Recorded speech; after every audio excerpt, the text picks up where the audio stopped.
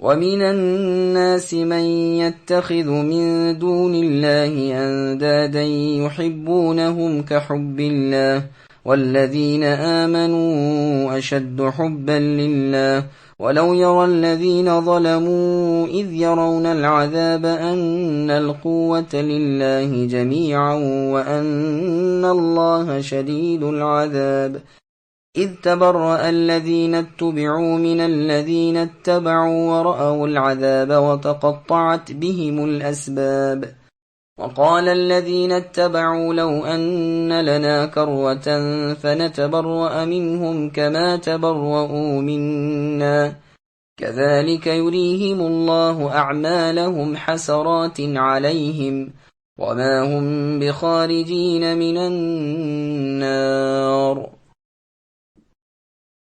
اور بعض لوگ ایسے بھی ہیں جو اللہ کے ساتھ دوسروں کو شریک ٹھہرا کر ان سے ایسی محبت رکھتے ہیں جیسی اللہ سے۔ ایمان والے اللہ کی محبت میں بہت سخت ہوتے ہیں۔ کاش کے مشرک لوگ جانتے کہ اللہ کے عذابوں کو دیکھ کر جان لیں گے کہ تمام طاقت اللہ ہی کو ہے اور اللہ تعالیٰ کے سخت عذاب ہیں تو ہرگز شرک نہ کرتے۔ جس وقت پیشوا لوگ اپنے تابع داروں سے بیزار ہو جائیں گے اور عذابوں کو اپنی آنکھوں دیکھ لیں گے اور کل رشتے ناطے ٹوٹ جائیں گے اور تابع دار لوگ کہنے لگیں گے کاش ہم پھر دنیا کی طرف دوبارہ جائیں تو ہم بھی ان سے ایسے ہی بیزار ہو جائیں جیسے یہ ہم سے۔ اسی طرح اللہ تعالیٰ انہیں ان کے اعمال دکھائیں گے، ان پر حسرت و افسوس ہے، یہ ہرگز جہنم سے نہ نکلیں گے۔ سامعین، اب ان آیتوں کی تفسیر سماعت کیجیے۔ اللہ تعالیٰ جیسی محبت دوسروں سے۔ اس آیت میں مشرکین کا دنیاوی اور اخروی حال بیان ہو رہا ہے۔ یہ اللہ کا شریک مقرر کرتے ہیں، اللہ جیسا اوروں کو ٹھہراتے ہیں اور پھر ان کی محبت اپنے دل میں ایسی جماتے ہیں جیسے اللہ کی ہونی چاہیے، حالانکہ وہ معبود برحق صرف ایک ہی ہے، وہ شریک اور ساتھی سے پاک ہے۔ بخاری اور مسلم میں ابن مسعود رضی اللہ عنہ سے روایت ہے، فرماتے ہیں میں نے پوچھا اے اللہ کے رسول، سب سے بڑا گناہ کیا ہے؟ آپ نے فرمایا اللہ کے ساتھ شرک کرنا، حالانکہ پیدا اسی اللہ اکیلے نے تمہیں کیا ہے۔ پھر فرمایا ایماندار اللہ تعالیٰ کی محبت میں بہت سخت ہوتے ہیں، ان کے دل عظمت الہی اور توحید ربانی سے معمور ہوتے ہیں۔ وہ اللہ کے سوا دوسرے سے ایسی محبت کریں، نہ دوسروں سے ایسی محبت کریں، نہ کسی اور کی طرف التجا کریں، نہ دوسروں کی طرف جھکیں، نہ اللہ کی پاک ذات کے ساتھ کسی کو شریک کریں۔ پھر ان مشرکین کو جو اپنی جانوں پر بوجہ شرک کے ظلم کرتے ہیں، عذابوں کی اللہ انہیں خبر پہنچاتے ہیں کہ اگر یہ لوگ عذابوں کو دیکھ لیتے تو یقین ہو جاتا کہ قدرتوں والے صرف اللہ تعالیٰ ہی ہیں، تمام چیزیں اللہ ہی کے ماتحت اور زیر فرما ہیں، اور اللہ کے عذاب بھی بڑے بھاری ہیں۔ جیسے اور جگہ ہے کہ اس دن نہ تو اللہ کے عذاب جیسا کوئی عذاب کر سکتا ہے، نہ اللہ کی پکڑ جیسی کسی کی پکڑ ہو سکتی ہے۔ دوسرا مطلب یہ بھی ہے کہ اگر انہیں اس منظر کا علم ہوتا تو یہ اپنی گمراہی اور شرک و کفر پر ہرگز نہ اڑتے۔ اس دن جن جن کو ان لوگوں نے اپنا پیشوا بنا رکھا تھا وہ سب ان سے الگ ہو جائیں گے۔ فرشتے کہیں گے کہ اے اللہ، ہم ان سے بیزار ہیں، یہ ہماری عبادت نہیں کرتے تھے۔ اے اللہ، آپ پاک ذات ہیں، آپ ہی ہمارے ولی ہیں۔ یہ لوگ تو جنات کی عبادت کرتے تھے، انہی پر ایمان رکھتے تھے۔ اسی طرح جنات بھی ان سے بیزاری کا اعلان کریں گے اور صاف صاف ان کے دشمن ہو جائیں گے اور عبادت سے انکار کریں گے۔ اور جگہ قرآن کریم میں ہے کہ جن جن کی یہ لوگ اللہ کے علاوہ عبادت کرتے تھے وہ سب کے سب قیامت کے دن سیکفرون بعبادتہم ویکونون علیہم ضدہ ہو جائیں گے، یعنی ان کی عبادت سے انکار کریں گے اور ان کے دشمن بن بیٹھیں گے۔ ابراہیم علیہ السلام کا فرمان ہے انما اتخذتم من دون اللہ اوثانا، یعنی اے میری قوم کے لوگوں، تم نے اللہ کے سوا بتوں کی محبت دل میں بٹھا کر ان کی پوجا شروع کر دی ہے۔ قیامت کے دن وہ تمہاری عبادت کا انکار کریں گے اور آپس میں ایک دوسرے پر لعنت بھیجیں گے، اور تمہارا ٹھکانہ جہنم ہوگا اور تمہارا مددگار کوئی نہ ہوگا۔ اسی طرح ایک اور جگہ اللہ نے فرمایا وَلَوْ تَرَى إِذِ الظَّالِمُونَ الآیات، یعنی ظالم رب کے سامنے کھڑے ہوئے ہوں گے اور اپنے پیشواؤں سے کہہ رہے ہوں گے کہ اگر تم نہ ہوتے تو ہم ایماندار بن جاتے۔ وہ یعنی ان کے پیشوا جواب دیں گے کیا ہم نے تمہیں اللہ پرستی سے روکا؟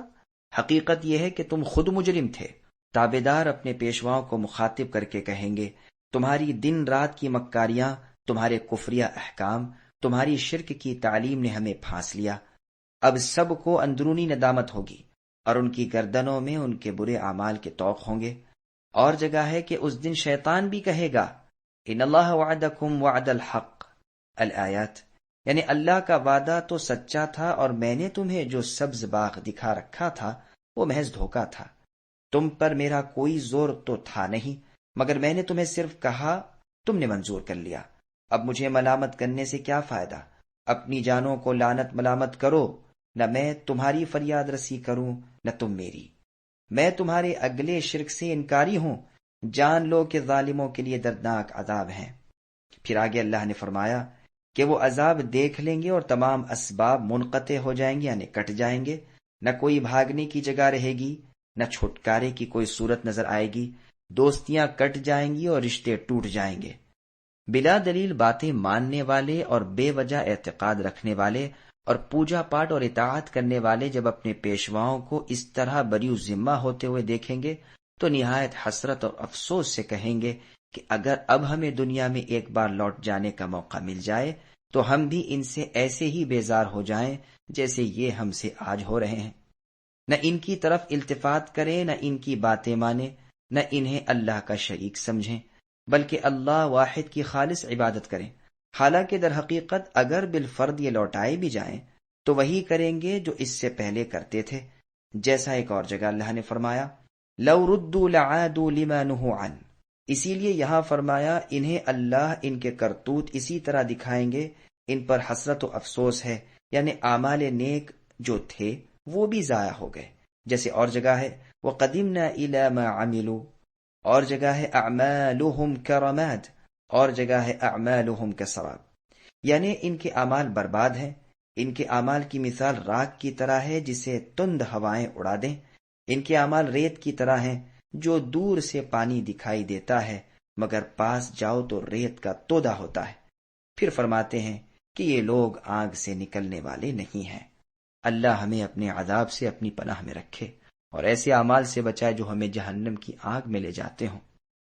يا أيها الناس كلوا مما في الأرض حلالا طيبا ولا تتبعوا خطوات الشيطان إنه لكم عدو مبين إنما يأمركم بالسوء والفحشاء وأن تقولوا على الله ما لا تعلمون۔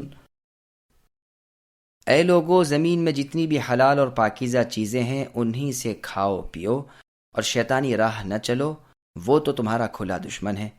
وہ تمہیں صرف برائی اور بے حیائی کا اور اللہ تعالیٰ پر ان باتوں کے کہنے کا حکم کرتا ہے جن کا تمہیں علم نہیں۔ سامعین اب آیتوں کی تفسیر سماعت کیجیے۔ رزق حلال کی تلقین۔ گزشتہ آیات میں چونکہ توحید باری تعالیٰ کا بیان ہوا تھا، اس لیے یہاں یہ بیان ہو رہا ہے کہ تمام مخلوق کے روزی رساں بھی اللہ ہی ہیں۔ فرماتے ہیں کہ میرا احسان بھی نہ بھلاؤ کہ میں نے تم پر پاکیزہ چیزیں حلال کی جو تمہیں لذیذ اور مرغوب ہیں، جو نہ جسم کو ضرر پہنچائیں، نہ صحت کو، نہ عقل و ہوش کو ضرر دیں۔ میں تمہیں روکتا ہوں کہ شیطان کی راہ نہ چلو، جس طرح اور لوگوں نے اس کی چال چل کر بعض حلال چیزیں اپنے اوپر حرام کر لیں۔ صحیح مسلم میں ہے کہ رسول اللہ صلی اللہ علیہ وسلم فرماتے ہیں کہ پروردگار عالم فرماتے ہیں میں نے جو مال اپنے بندوں کو دیا ہے اسے ان کے لیے حلال کر دیا ہے۔ میں نے اپنے بندوں کو موحد پیدا کیا، مگر شیطان نے اس دین حنیف سے انہیں ہٹا دیا اور میری حلال کردہ چیزوں کو ان پر حرام کر دیا۔ پھر آگے اللہ نے فرمایا کہ شیطان تمہارا کھلا دشمن ہے، جیسے اور جگہ ہے کہ شیطان تمہارا دشمن ہے، تم بھی اسے دشمن سمجھو۔ اس کی اور اس کے گروہ کی تو یہ عین چاہت ہے کہ لوگوں کو عذاب میں جھونکیں۔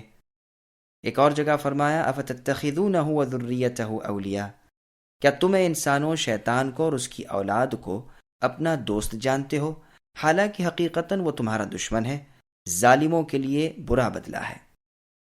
خطوات الشیطان یعنی شیطان کے نقش قدم سے کیا مراد ہے؟ خطوات الشیطان سے مراد اللہ تعالیٰ کی ہر معصیت کا کام ہے، یعنی نافرمانی کا، جس میں شیطان کا بہکاوا شامل ہوتا ہے۔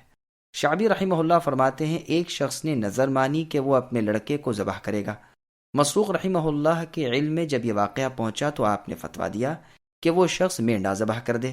یہ نظر لڑکے کا ذبح کرنا خطوات شیطان سے ہے، یعنی شیطان کے نقش قدم پر چل کر اللہ کی نافرمانی کا کام ہے، جس کو سر انجام نہیں دینا چاہیے۔ ابن مسعود رضی اللہ عنہ ایک دن بکری کے کھر کو نمک لگا کر کھا رہے تھے۔ ایک شخص جو آپ کے پاس بیٹھا ہوا تھا وہ ہٹ کر دور جا بیٹھا۔ آپ نے فرمایا کھاؤ۔ اس نے کہا نہیں، میں نہیں کھاؤں گا۔ آپ نے پوچھا کیا روزے سے ہو؟ کہا نہیں، میں تو اسے اپنے اوپر حرام کر چکا ہوں۔ آپ نے فرمایا یہ شیطان کی راہ چلنا ہے، اپنی قسم کا کفارہ دو اور کھا لو۔ ابو رافع رحمہ اللہ کہتے ہیں ایک دن میں اپنی بیوی پر ناراض ہوا تو وہ کہنے لگی کہ میں ایک دن یہودیہ ہوں، ایک دن نصرانیہ ہوں اور میرے تمام غلام آزاد ہیں، اگر تو اپنی بیوی کو طلاق نہ دے۔ اب میں عبداللہ بن عمر کے پاس مسئلہ پوچھنے آیا کہ اس صورت میں کیا کیا جائے، تو آپ نے فرمایا یہ شیطان کے قدموں کی پیروی ہے۔ پھر میں زینب بنت ام سلمہ رضی اللہ عنہا کے پاس گیا، اور اس وقت مدینہ بھر میں ان سے زیادہ فقیہ عورت کوئی نہ تھی۔ میں نے ان سے بھی یہی مسئلہ پوچھا، یہاں سے بھی یہی جواب ملا۔ عاصم اور ابن عمر رضی اللہ عنہما نے بھی یہی فتویٰ دیا۔ ابن عباس رضی اللہ عنہما کا فتویٰ ہے کہ جو قسم غصے کی حالت میں کھائی جائے اور جو نظر ایسی حالت میں مانی جائے وہ شیطانی قدم کی تابع داری ہے، اس کا کفارہ قسم کے کفارے کے برابر دے دے۔ پھر فرمایا کہ شیطان تمہیں برے کاموں اور اس سے بھی بڑھ کر زناکاری اور اس سے بڑھ کر اللہ پر ان باتوں کے جوڑ لینے کو کہتا ہے جن کا تمہیں علم نہ ہو۔ ان باتوں کو اللہ سے متعلق کرنا جن کا اس شخص کو علم بھی نہیں ہوتا، پس ہر کافر اور بدعتی اس میں داخل ہے جو برائی کا حکم کرے اور بدی کی طرف رغبت دلائے۔ اللہ ہماری بدعتوں سے اور شرک و کفر نیز گمراہی کے تمام کاموں اور باتوں سے اپنی پناہ میں رکھے۔ بے شک توفیق کا دینا اللہ ہی کے ہاتھ ہے۔